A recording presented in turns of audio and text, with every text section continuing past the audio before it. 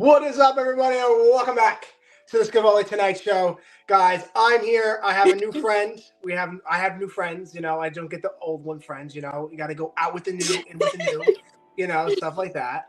I have a very awesome first timer on the show and first podcast Tonight Show. First ever. Oh my God. It's like going off to college. I can't take it. I can't take it. It's like sending your child that you didn't want off to college, and then you just it's just the best. But welcome to the Scevoli Tonight Show. Stardust Layla, everybody. Hi. There you go. Say hello to your fans, girl. Say hello. There you go. There you go. We will be asking Layla all tough Star Wars questions. Not really. They're the easiest questions in the world.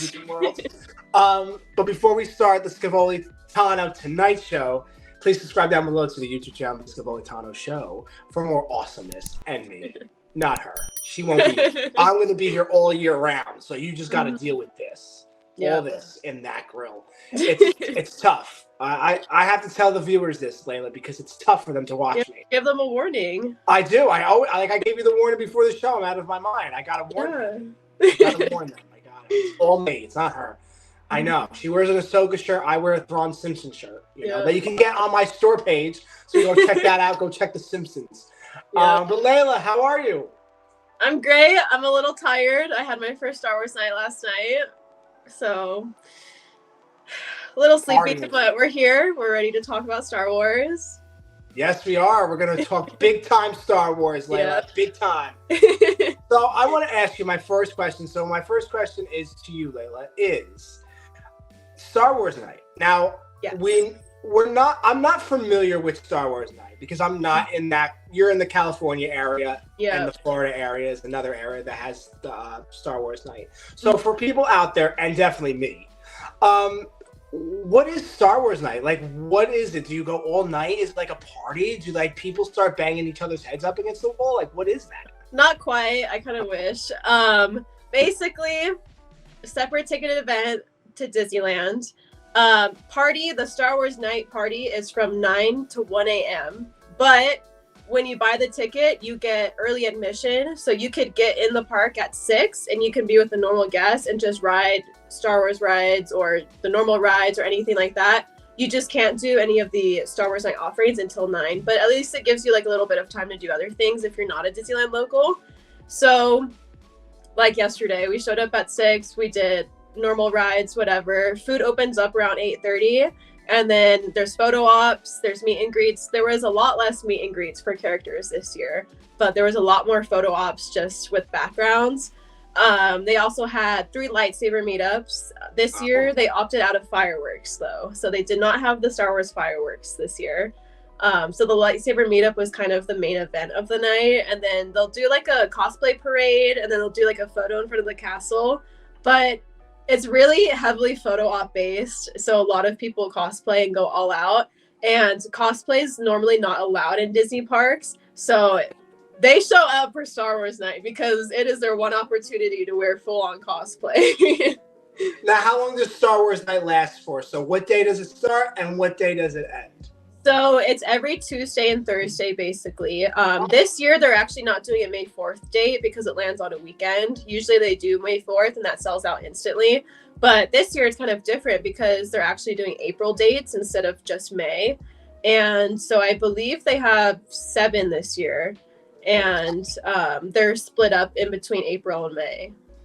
And you experienced it last night. How was the experience last night?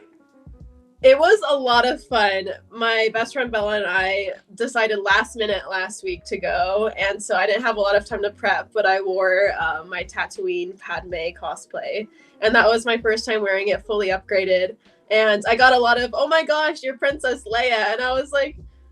Wrong character, mother, that's my mother, but no wrong character. Like, I mean, close enough, I guess. But it was a lot of fun. And we tried a lot of the new food offerings that they have for just Season of the Force, which is also available to just normal Disneyland guests. It's not only Star Wars night. So we got a little bit of both. Oh, wow. That's good. And I shout out to Bella because she's such a amazing content creator. I know who your friend is. She's amazing. We need her on the show, Layla. Get her on my show. I will text her right after this. We'll see. Yeah, tell her it's a strange little white boy that's out there, you know. Just text her that. A little leprechaun guy, you know. Yeah, she wanted to be comfy yesterday, so she just wore like her cute little Darth Vader outfit. But I was like, you know what? I'll go all out for the first night. Now, are you cosplaying for tonight? Because you're going there tonight, right? I am going tomorrow, dude. And I am being a little more comfy. I'm doing like an Ahsoka Disney bound because I'm going with my coworkers and they don't cosplay. But we'll be bringing my new Ahsoka sabers that I'm very excited to have. So we'll do some spinning videos, but it's just like a little simple like Disney bound because it got pretty cold last night too. Oh, it gets cold in California? I thought it just stays one temperature. I mean, it was a little toasty when we got there, but it's been freezing here. We just had a lot of rain. Oh, wow. I love California. I got to move there. That's my dream. Very expensive, but I love it here. Definitely. You're not the first person that told me that expensive California is. Mm-hmm. But it's okay. I'll just move in with you, Layla. We'll just be best. Yeah, I got it. You can move into the Lego room. Yeah, I might not be good at Legos, you know, but I could try. Yeah, you can just clean them for me, I guess. Yeah, I'll use my merry wand and everything and just I'm like housekeeping. You'll have a roommate though because my bunny lives in my Lego room, so I'm down. I don't know if you're okay with roommates like that. But you know, I'm all about I'm a big spooner, so you know I'm just shouting out to that bunny. You know, yeah, he'll get a little reckless. He's pretty small. He's like this big, so. Can we just talk about your bunny for like an hour? Like, yeah, I'm totally down to talk about the bunny. We could just name him Star Wars Bunny. I know, the Star Wars mascot right now. Well, my next question to you, Layla, is you cosplay. So I've seen a lot of your cosplays on your social media, which you're amazing at. Thank you. You were saying that you had a full-on Padme one at the Star Wars night. Do you make your own costumes? Do you buy them? Like, what is your go-to things to make your cosplay, or you just buy it like on Amazon or like at Walmart? Yeah.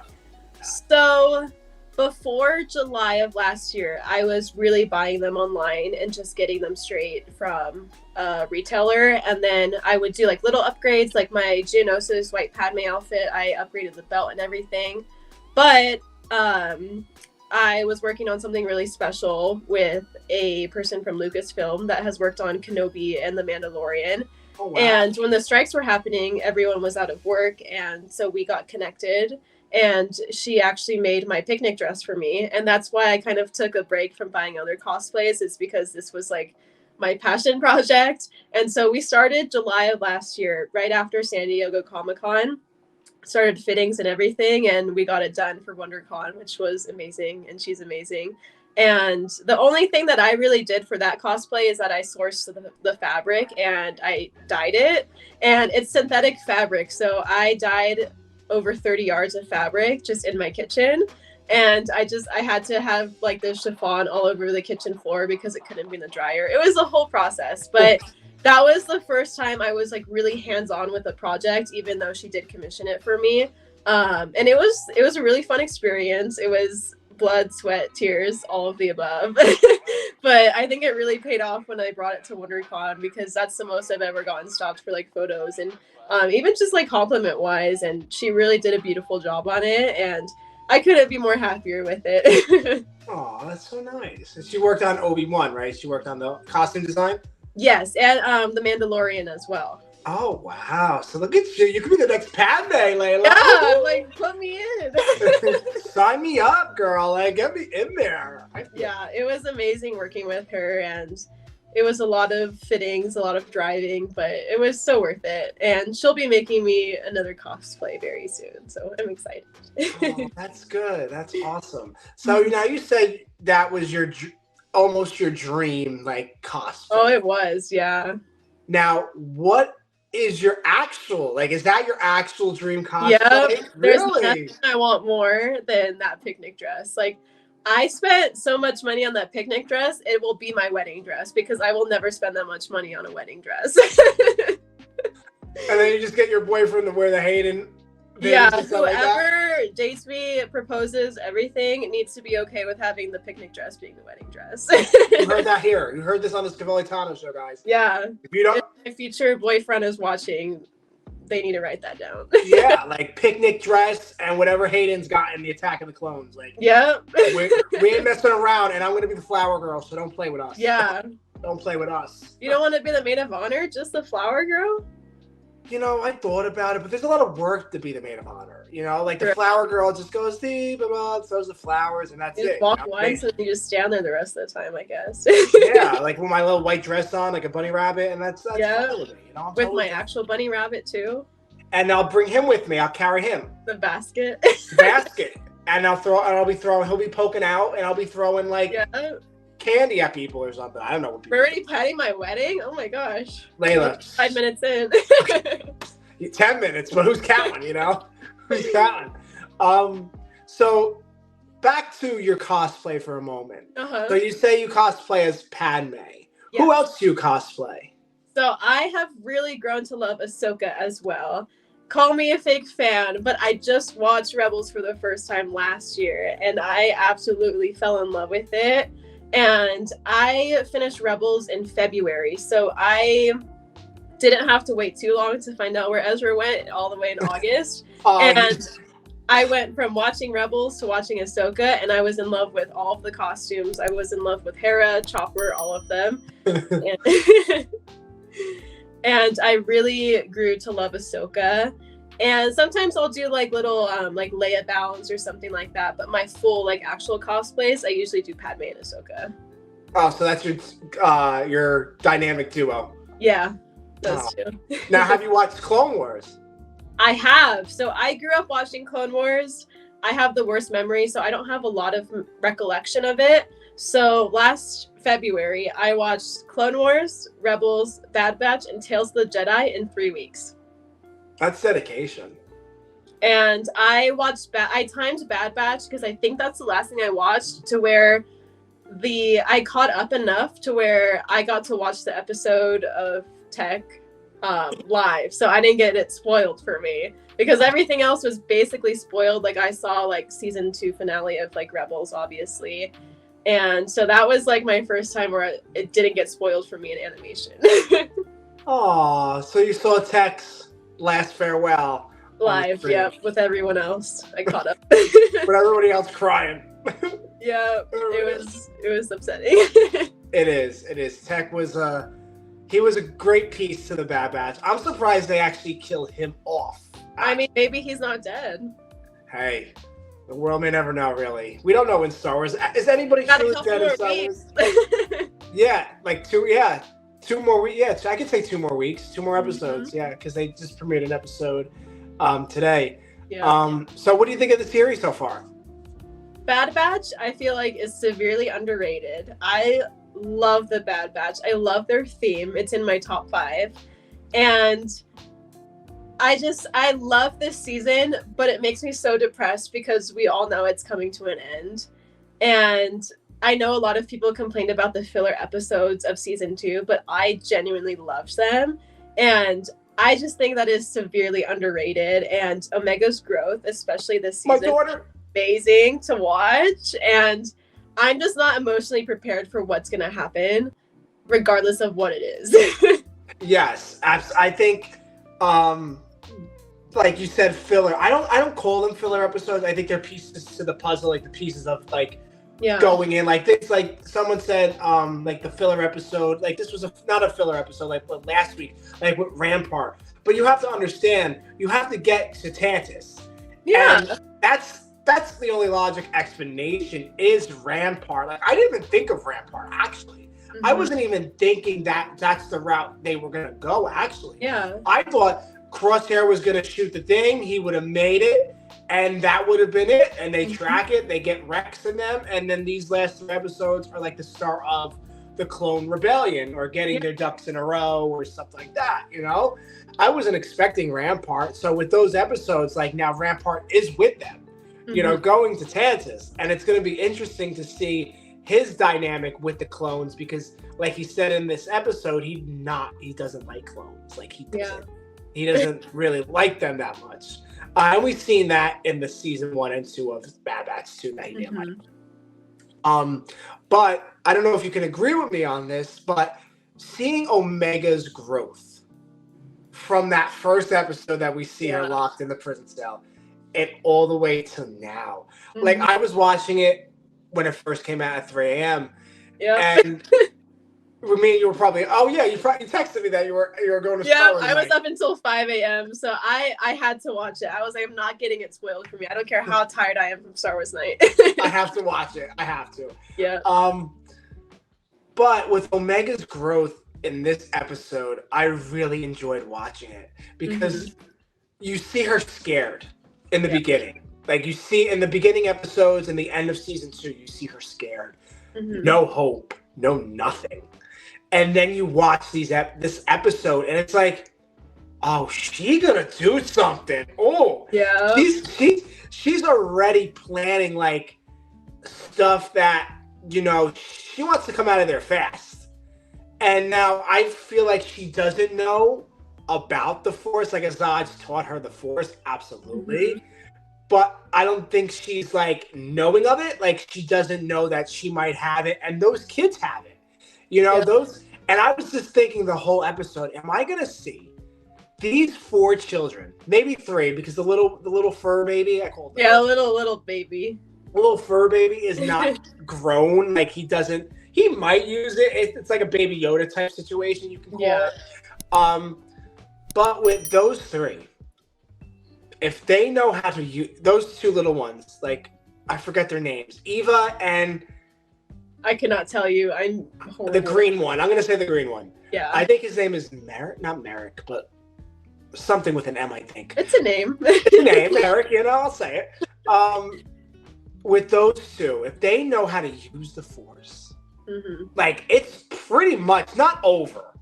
But if you get the clones involved, the Bad Batch, Captain Rex, and other clones, I think you got a pretty good shot coming out of there, like, alive. Yeah. You know, if you really look at it, because now we have 2 episodes left, so we don't know what else is going into the vault. That's what it's called, the vault. And it's interesting because what's going to really happen next? You know, what is the end route for the Bad Batch? Yeah. You know, like, I know I had a lot of people on the show that they say they're going to die. But to me, it wouldn't make sense to me that they all die. Like, okay, we're all going to kill you guys now, and that's it, you know? Yeah. It wouldn't make sense to me having them all die. Like, Echo, maybe. Because Echo Base, that's what I'm saying. In Rebels, you find that out. Because what happens to the Bad Batch going into Rebels? You know what I mean? Like, you have to make that make a little sense. But I'm excited to see where they really, really go with it. Like, I'm excited to see how they're going to end it and how long the episode's going to be. Because if it's 20 minutes, you're not telling me anything. Not 20 minutes. Yeah, like, you're not telling me anything in 20 minutes. You're just going to tell me how you escape, and that's it. Unless they do another animation show, which I'm hoping, crossing my fingers, that they do, like, another clone animation show, I hope. But yeah, what do you think the end game is for the Bad Batch? How do you think this season, the cavalry has arrived? That's the last episode. What do you think that's going to involve? Like, what do you think the end game, how's it going to end? Your ending, if you were right in the ending, how would you end it, Layla? That's an interesting question, because I understand people that are like, oh, they're going to kill them off. But I feel like there would be so much meaning if they were able to build off of Omega's storyline, especially since we've never seen anyone like her. It doesn't make sense for her to just go away, especially because we have cloning in Rise of Skywalker and Mando. It continues on, so they're still experimenting with cloning years after the Bad Batch happens. So I would love to see more from Omega and her sister, because I feel like that hasn't been explored enough. And I'm waiting for that character development from her as well. And I don't want anyone to die, obviously. I hope not. I really don't want anybody to die either. I think if none of them really make logic sense, because it's like you're all gonna say the same thing, like about Omega. Like they're gonna say, if we're saying to each other, who's gonna save Omega? It's gonna be all three of them. You know, they're gonna risk their lives for her. So no matter what, you know, if Omega's in trouble, someone's jumping in. Is it Crosshair? You know, is it Echo? Is it Wrecker? Is it Hunter? You know, like you can't really just pinpoint like, oh, Hunter would jump in. No, all three of them would probably jump at the same time. You know? It worries me because I feel like we've had such a growth for Crosshair and Omega's relationship that something is going to happen with them, because they focus so much on that at the beginning of the season that it worries me, because they focused on Tech last season and we all know what happened to Tech. And I feel like Tech was the backbone of the Bad Batch. He helped them out so much, and you could definitely tell that this season they are struggling without him, and certain things have happened because if Tech was there, that wouldn't have happened. And stuff like that. So I agree with you. It's not going to be one person that sacrifices himself. They have to work together because they have no other choice. And we have to realize something. There's only 4 of them. Yeah. Like, they're not a whole army. No. Like, and it's going to be interesting also to see how the hell they're going to get out and get into the vault. Like, to me, my logic explanation was Azad's Ventress. You know, when we saw her, like, she would, like, I thought she was gonna maybe, like, come back and help. Like, just not stay with them, but maybe stay on the planet to see how Omega would be doing. You know, okay, keep up with her training and stuff like that. Exactly. That's what I thought. And that, like, yeah, I thought that's why she was there, and she's gonna help them get on Tantus because she has her connections also, and go fight the battle. But now they have, like, it's insane. Like, it makes me anxious to see, like, how are you gonna pull this off? Yes, and there's only 2 episodes to pull it off as well. And I'm just worried that they are going to miss each other somehow. Like, everyone's arriving at Tantus right now. Omega's already finding a way out. Like, what if they just miss each other? Like, Omega gets on the ship and then they're fighting. And trying to go back to them, and she has no idea. Like, I would cry if that happened. And they were so close to reuniting again, and she finds another way out, and they get trapped again. And that would be like an awful ending. Yeah. Like, that ending would be terrible. Like, I would, like, sit there and be like, really? You can't leave us on a cliffhanger. But I don't think they would. I think, like, with Dee Bradley Baker and Michelle Ang they said, you'll be satisfied with the ending. Like, you'll be, okay, you won't, maybe you'll ask for more, but it's like an ending where we put it's closure. It's closure, yeah. Is it, though? It's really not, but it's closure. Traumatized from Mando season 3 because I was convinced before that finale, I was like, Din is going to die. And there was that one moment where I was like, oh, this is where he dies. And then we got the most, like, happy ending possible, and they live on a house together and they're at peace. And I was like, I was expecting the complete opposite from this finale. So I'm hoping that I'm expecting the worst and Vader's going to come, and I'm thinking Vader's going to come and get the Bad Batch, and, like, they're going to have a happy ending and we'll get a Hunter and Omega happy moment. I don't know. But I'm hoping that I'm wrong, just like how I was wrong with Mando season 3. I think with the happy moments, I don't think we'll see any until, like, the very couple end minutes of the Bad Batch. I think there is too much to be already put into it for, like, Omega, we're here for you. Love me, hold me. No, we don't want you to hold me right now. Get the hell out of here. Yeah. And then hold each other when you're back at base. When you guys are safe. Like, we need, it gives me a headache of thinking of all this. It gives me, like, a painful heartache up there, not even in the heart, wherever the heart is on this camera. Right here. But yeah, there's, like, and, like, back to Omega, my daughter, because that's my daughter, you know, I have to protect her. seeing her, like I said in this episode, was amazing. To see her growth and see her not scared. And she reminded me of that woman you have on your shirt. Ahsoka, like my favorite character. So it's just like, okay, what would Ahsoka do in that moment? And Ahsoka would do the same exact thing Omega's doing. You know, okay, kids, we're going to get out of here. You know, it's going to be good. We just have to work together. Distract this. You do your part. I'll do my part. We're working together. And I think that's what the Bad Batch are going to have to do. Even with Rampart now. Rampart has to do his part. Yeah. Like, he has a voice.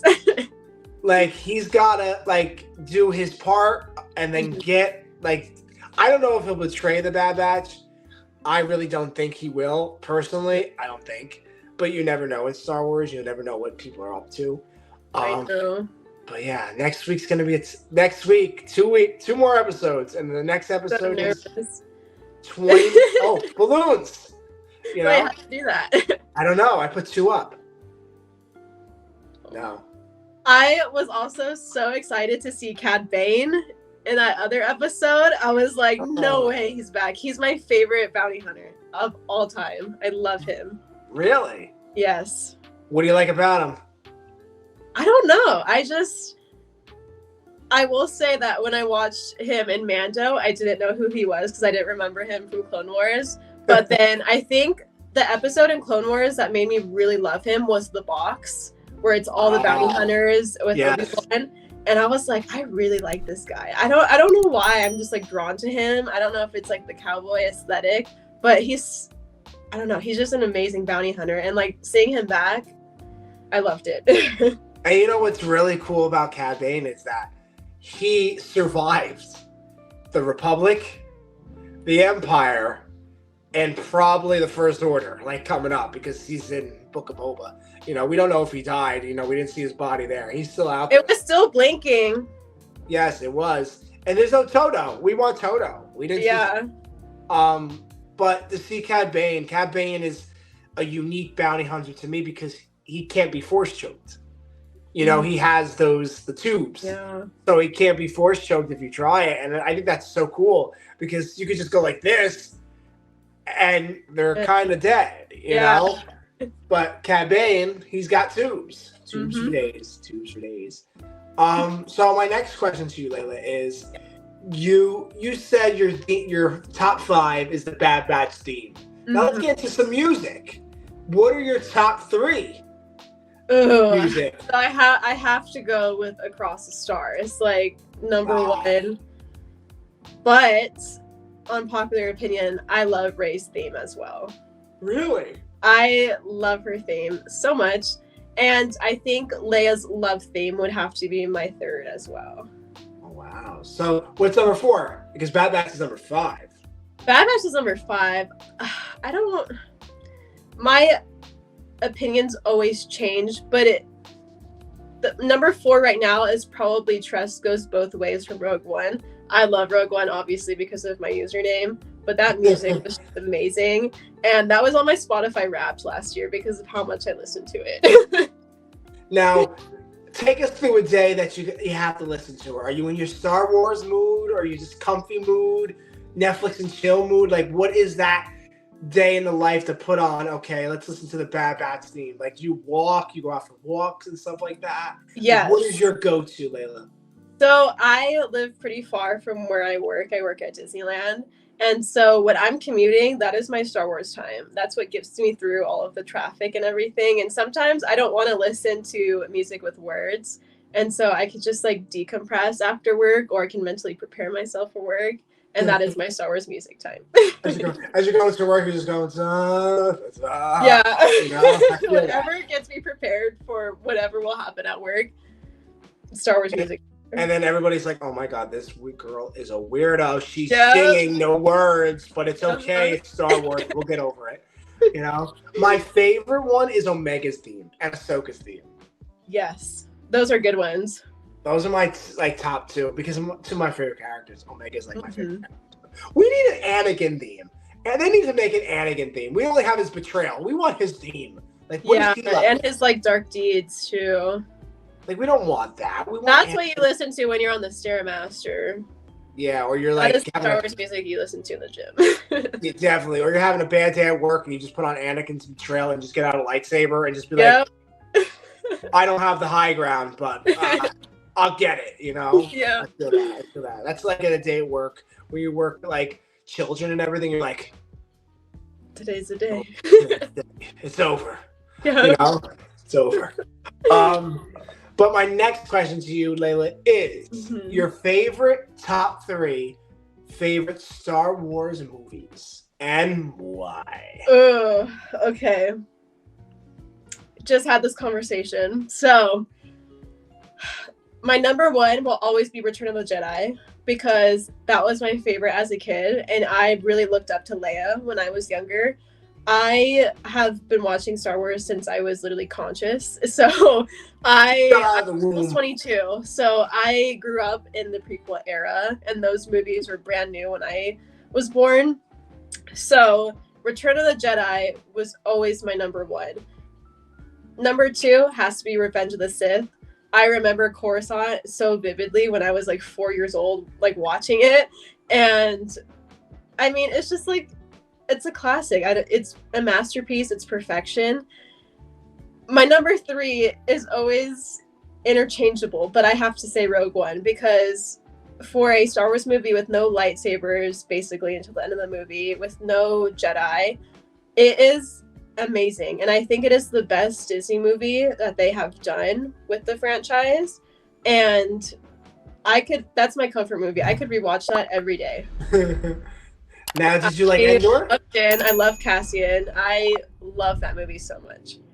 Now, did you like Endor? I did. Now, you watched it fully? I did. So I watched it when it came out, and I loved it. I loved the pacing. I loved how different it was. I loved Cassian. But I haven't rewatched it yet because the rewatchability, if that's a word, is just not there for me right now. I have rewatched Rebels 3 times since I've seen it, and that was all in the same kind of like time period where I was watching everything. But I think Andor was the most refreshing Star Wars content we've gotten in a long time because it was just so different. But it is not something that I go to reach for to rewatch. But it was still beautiful, and I still loved it. Yeah, I'm a big animation person. I love animation. Like Rebels, I can watch like 5 times. Like Clone Wars, give me like the Caesar Mandalore arc like over and over. I can watch Maul fight Ahsoka every time. So you're excited for Tales of the Empire then? Yes, like I love, like I am team. Like everybody knows on my show, like I'm team animation. Like I'm biased, so you can't even ask me. Really, like, oh Chris, no, I like animation. Leave me alone. Do not tell me about live action. I don't really care. I'll watch it, but I don't really care. You know. Like with the Tales of the Empire coming, which I'm super excited. When I saw that, I probably like died a little inside and came back to life. And I can't wait for the Tales. Best, like, sorry, not to cut you off. That was the best Star Wars trailer I've ever seen in my life. Like more than any of the movies. Like I woke up and I saw that. I was like, am I still dreaming? Because this is not real. We're getting everyone back. I thought it was actually going to be. I thought it was going to be the Tales of the Jedi trailer that came. So I was like. And then I didn't know, because when I have this on Twitter, you get the post notification. So I was like, why are they tweeting? Like, why is Star Wars saying something? I'm like, and it's like a quote tweet. So I'm like, so I didn't see the full tweet. So I'm like, oh, okay, let me just go to it. I go to everything Star Wars anyway. So yeah, it was the trailer. I was blown away. Yeah. I cried. It was amazing. And I was just talking with one of my mutuals in January, and I was like, I don't know what they're going to do for Tales of the Jedi Season 2, but they need to do something with how Thrawn was in Rebels until Ahsoka. Like, they need to do something in that time period, and we're getting it already. And I went to London for Star Wars Celebration. There was no mention of anything Tales of the Empire, nothing like that. So I was, like, blindsided by that trailer in, like, the best way possible. No, they were like, someone that works for Lucasfilm was like, we did it for you guys. We did it for the fans because we hear you guys. Like, I feel like, you know, in Star Wars, I feel like definitely, like, I think it's different than Marvel's, Sony, stuff like that. But when you're like in a franchise like Star Wars, Marvel, like NBA, basketball, you know, whatever, really, you have to really listen to the people, you know? And like, if we don't like something, Star Wars fans are going to tell you that they don't. Oh, yeah, that's our favorite thing to do. Like, they're going to sit here and tell you about how and they just seen the trailer, like, and tell you they don't even like that trailer, you know? And the show hasn't even came out yet. You know, they can tell you that they don't like it. Yep.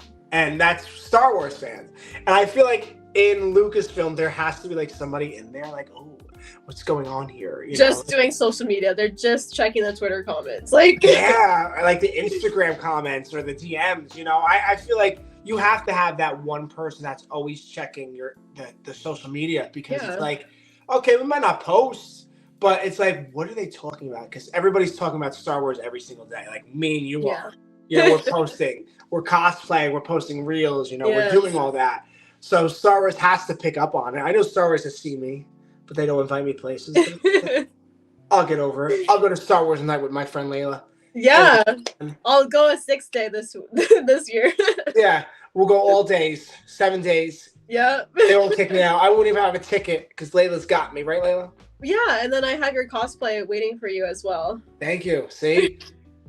Baby Yoda outfit or something, you know? No, you're getting the picnic dress. Oh, girl. And I'll bring a picnic basket. Pretend like we're picnicking there so they don't suspect anything. Yeah, perfect. Hey, look. My cup of tea right now, girl. My cup of tea. I'm liking what you're throwing at me right now. Yeah. I like it. But now I usually ask this question at the end, but it takes some time to answer. So I'm going to ask you this question now. In all of Star Wars, we've seen a lot. We've seen the Tales of the Empire. We've seen Thrawn. We've seen Rebels. We've seen animation. We've seen live action. We've seen everything. But if you're at home and George Lucas calls you and says, Layla, I need you to make your dream Star Wars project. Ooh. It could be animation. It could be live action. It could be a movie if you want to put it in a movie. But if you're making your dream project, I don't think you would put it in a movie. But you can say movie if you like. What is your dream Star Wars project? If George Lucas called you today after we're done here on the Tonight Show and said, Layla, what's crack-a-lack and ding-dong, you know? And say, we need you to make a Star Wars project. Your dream. Okay. It could be something that we've seen. It could be a character that we've seen before, but a different, like it's about, like you could say like Thrawn. Like my dream project is to see Thrawn in animation because I love Thrawn animation. Like from the book all the way until probably we see him. How did he get all the way to Rebels? The star of Rebels when we get introduced to him. That's my dream project. I have only read one of the books right now because I'm horrible about keeping up with Thrawn, but I'm halfway through the second one and I like it so much better than the first one. It really is good. The books are really good. Yes. For me, I am hoping and praying and wishing that it's actually going to become a reality in the next few years, but I have always said I need a what if project. Oh, okay. I would prefer it to be live action because I need Hayden and Natalie back together on screen. I would love a what if. What if Ahsoka didn't leave the Order? The domino effect of that. I would love to see if Ahsoka turned to the dark side. What if that had happened? There's so many scenarios that I would love to see play out.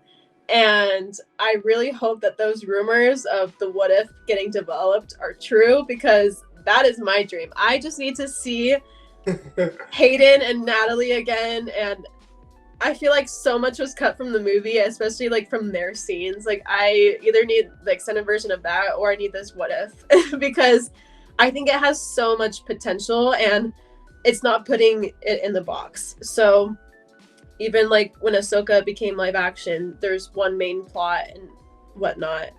But those flashback scenes were so amazing in live action, at least for me, that I would just love to see that happen and in a what if format. And I want to see what if she never left the Order. I want to see so many other things as well. I just feel like they could expand on that so much, and I really hope that it happens. They really could. So out of all those, what is your dream what if? If you had to create the one that you want put on screen, which one would you be the most excited to everybody to see and the story to that? If Anakin had never turned to the dark side. I know that's probably a basic answer, but I would have loved to see that play out, and I would have loved to see how Palpatine was without Anakin, and Revenge of the Sith breaks my heart every time. So I would love to have that like not happen. Yeah, I think that would be one of my favorite ones. Would it like that? I feel like that should be in season 1. If they're actually going to create the series, that should definitely be in season 1. Start with a bang, like what would his life be? You know, Padme would definitely still be alive. With Luke and Leia too, and would he like there's just so many like possibilities for that storyline, and you know Hayden wants to come back too, and we all want to see Hayden come back for even more.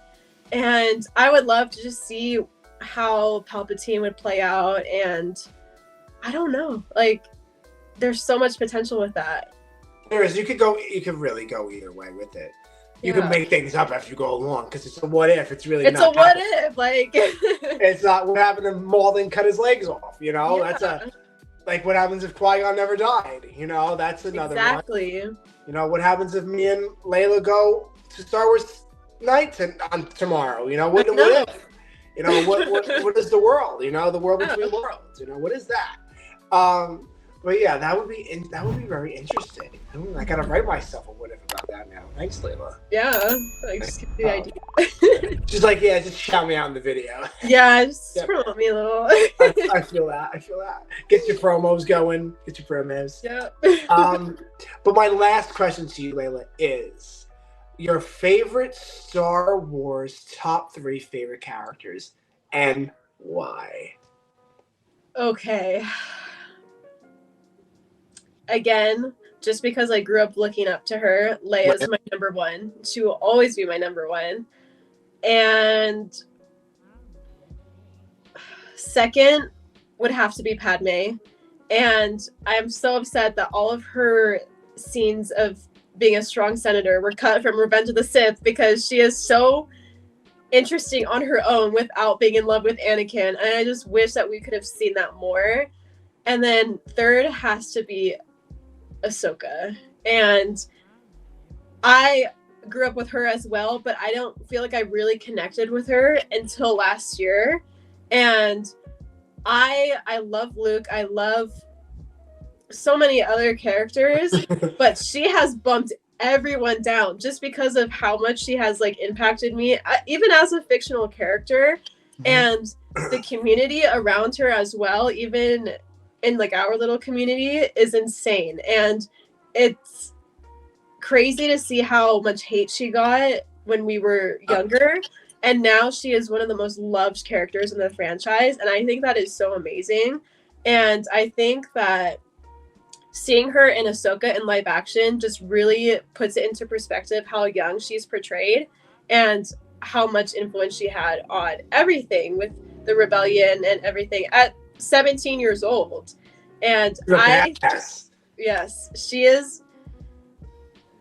I saw this like TikTok like a couple days ago, and she has never been afraid to fight anyone, especially with how young she is. She is fearless, and I think she is the best role model for younger audiences as well. And she's just a universally loved character, and I just love that about her.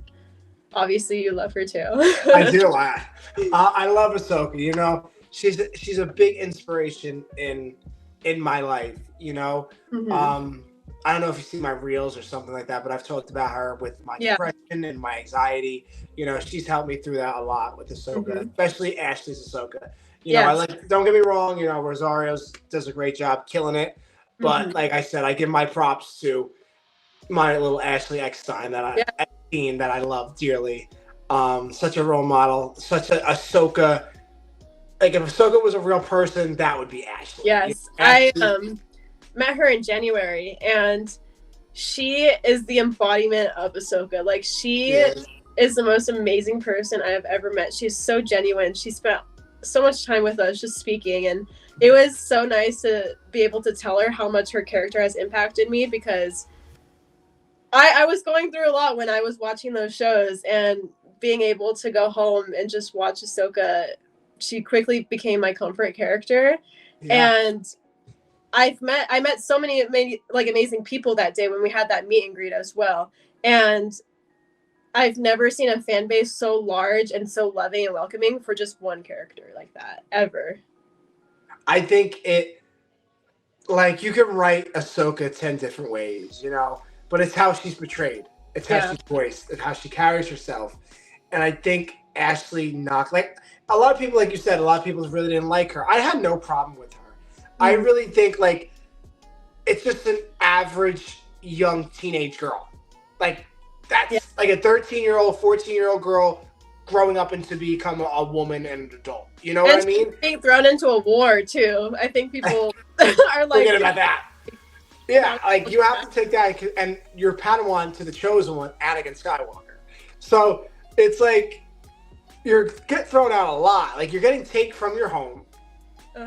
They're taking you from your home, and then they're throwing you in a war that you didn't train for, that you're supposed to be peacekeepers, and then you battle droids, General Grievous, Count Dooku, Sidious, Darth Maul. Who else did she face? Bounty hunters, Cad Bane, and everything. Like all of the, like, everything in the galaxy she has had to face. Like, yeah, and it's incredible because you see that growth in every fight too. Even when she was away from the Order, we saw her against Maul too, and those, she doesn't have, like, you don't have to carry a sword to be tough, like, and that's one of the quotes. I think it's that you don't have to look tough to be tough. I think that's what it is. I think so, or you don't have to carry a sword to be tough, or something. I think they're two different ones, but I think I'm on this track there. Same way. But yeah, like, you watch Ahsoka from the beginning of the Clone Wars, and then you end up in the Siege of Mandalore. Like, that's my favorite Ahsoka, is the Siege of Mandalore, because you can see how she carries herself. Yes. She's not lost no more. She doesn't need Anakin to get dependent on her. Anakin definitely trained her to survive it. We definitely see that. Oh my gosh, yes. That was amazing to see in Tales of the Jedi as well. Yeah. And I was like, this is amazing. I actually had a different viewing experience from the typical person, because in Anaheim for Star Wars Celebration, I actually saw the Siege of Mandalore before I watched Clone Wars. So I watched the finale before I even, like, rewatched it as an adult. And so I was like, oh my gosh, this is actually really good. And then a year later, I was watching it and I was like, okay, like, I just saw Ahsoka's, like, final form for Clone Wars a year ago, and then we're going all the way back. And so I kind of saw it in reverse, and it was definitely an interesting experience. It is. You watch it back, and then you go, who's Ahsoka? And then watch who she really is. And it's a really, that, to me, Ahsoka's story is such beautiful told. Yeah. And I really wish we can get more Rebels content with Ahsoka. Like, I hope maybe we see that in the Tales of the Jedi, maybe her training Sabine, or how Sabine became a Jedi, how all that came to fire, because now we see in Tales of the Empire, we see Morgan Elsbeth fighting General Grievous, her sisters, the Rage, Thrawn, book Thrawn, because that would be the Thrawn in the book that we would get. Get Grievous back into the mix too. Get the Mandalorian scene that we see, when Ahsoka faces Morgan Elsbeth to find Thrawn. We're going to see Morgan Elsbeth's connection to Thrawn. So it's really a fun time, everybody out there watching. It's really fun to be a Star Wars fan, animation fan, I'm just going to enjoy every moment, because I might cry a little. I don't cry on camera, but I'll cry in my sheets later. I'll cry in my sheets later. But Layla, anything else you would like to talk about before we head out of here? I don't know anything off, like, the top of my head. Well, think about it and then come back. You're always welcome. She's like, no, I'm never coming back to the show. I'm just putting my head up. My membrane is just going. I feel that. I feel that. But before we go, Layla, I want to ask one more question to everybody out there that cosplays and does content on their Instagrams, YouTube, wherever you guys do it. What's the one advice you can give that little girl, little boy, or teenage boy, whatever, or right now, 21-year-old, 22-year-old, that they want to start making Star Wars content? What is that one advice that you can give them? That one tip? I love this question because it is something that I could have heard even a year ago. Just do it. It doesn't matter what people think. As soon as you get past that mental block where it's like, oh, I'm embarrassed, or oh, I don't want people to see, it was the best decision of my life because I have so many amazing friends because of social media. And it has quickly become a creative outlet for me, especially with just like my saber videos, like photography. I'm getting more into photography with my lightsabers. Cosplay gives you a bunch of confidence as well that I definitely did not have before. And just do it. It doesn't matter if you have the nicest setup. Make what you love and don't make things to try and go viral. Just do what you're passionate about and it will take you to the right place with the right people.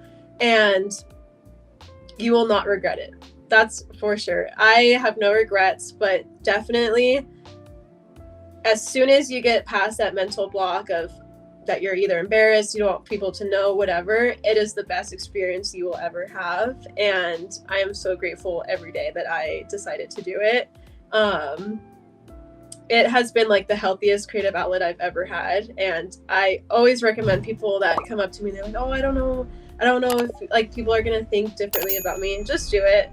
If they do, they're not worth your time, and you will meet so many amazing people through this community. And some of my best friends in my life right now, I have met because of Instagram and because of my cosplay or my saber videos or stuff like that. Even just like my Lego videos too. You will find your people that appreciate you for you, especially with your more passionate side when it comes to all of our nerdy stuff. You will find your people if you don't have them. And going through with social media will definitely help you with that. Well, that was lovely. Thank you. I cried a little. I teared up a little, just so you know, no joking. But you don't cry on camera. So. I don't cry on camera. I'm crying on those sheets behind me. Okay. In those sheets, my bed's behind me. After we get done, I just sent a video to Layla just weeping. Just like, sobbing. Like that was scary. Coming off. My weave's coming off. It's just a hot mess. But before we go, Layla, where can everybody find you on the social medias? So my main right now is Instagram. It's going to be Stardust Layla, Layla. I'm also on TikTok as well as my second main platform, Stardust Layla as well. Those are my two main ones right now. I don't know if I'm going to be making YouTube videos yet, but I just got into gaming, so we might be streaming soon. Oh, yes, streaming. Yeah, we'll see. We're not that good at video games yet. Me either. You should see my Jedi Fallen Order. I'm playing that for the first time right now. I am on Dathomir right now, and I don't know any spoilers about the game. No, I played Jedi just before we head out. Jedi Survivor. I could loop in a circle for 1 hour straight doing the same mission. I'm terrible. I'm horrible at parkour, so I'm already screwed. Yeah, like it's bad. I don't know why. And it's right in front of my face. Like, Chris, just go up there. Like, yeah. No. I swear it like spawns out of nowhere sometimes. Like I feel like that too, especially when you play the second game, the Jedi Survivor. Oh my god. The one I just told you about. I was gone. Well, I was filming myself playing too for everybody to watch me. I was like, no one will watch this. For an hour I'm walking in sand. What like yeah. That was nothing. Me too. I've been on the verge of tears sometimes. Yeah, there's nothing. I was like, no one would watch this. Who would watch? I wouldn't even watch this. I didn't even want to play this and watch. Yeah. Like it's insane. That's my life. That's our life. Yeah, that's our life. But I will put all the links in the bio, guys, to go follow Layla. Check her out. We're gonna have her best friend on. You know, we're calling it now. I'll text her. I'll put in a word. Put in a word. Tell her Scevoli Tano's reaching out. Yeah. You know. And Layla can come back on if she likes, you know. Always I will always come back on. Oh, stop.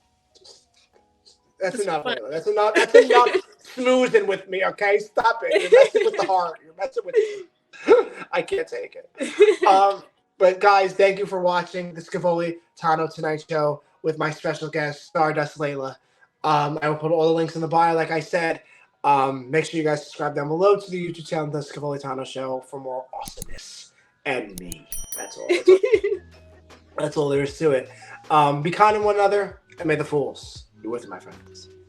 Always. Bye! In my life, when you find people who need your help, you help them, no matter what.